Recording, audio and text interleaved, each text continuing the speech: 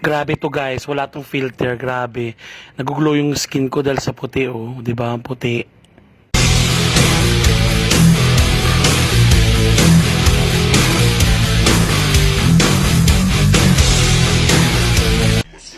Hello mga ka-rockers, ayan nagbabalik ako ulit dito sa Lady Boss Aesthetic Wellness Center. Kaya naman nandito ulit si Nurse Bernadette para turukan ako para sa aking third session ng Tirzepatide.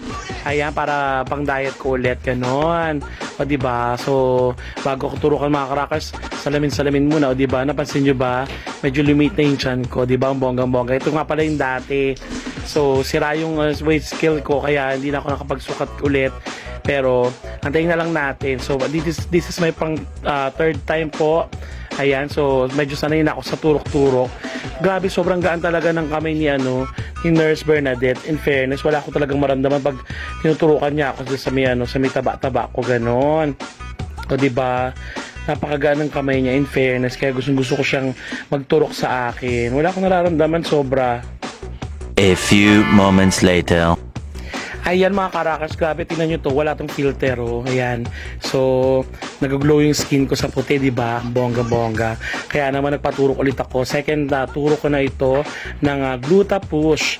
Kaya mga karakas ko sa inyo, gusto nyo gumanda at pumuti, ay dito na pumunta na kayo sa Lady Boss. Malapit lang yan dito sa UN mismo, ganon. Ayan, so mga karakas, ito na naman si Nurse Bernadette para turukan ako. At talagang napakagaan ng kamay niya, hindi masakit sobra. In fairness. Naku mga ka-rockers, sinasabi ko na habang nagda-diet ako, nagpapapayat ako, sinasabi ko na ang pag-glow ng skin ko. Kaya 'di ba, pagpayat na maputi, ganon, dapat ganon.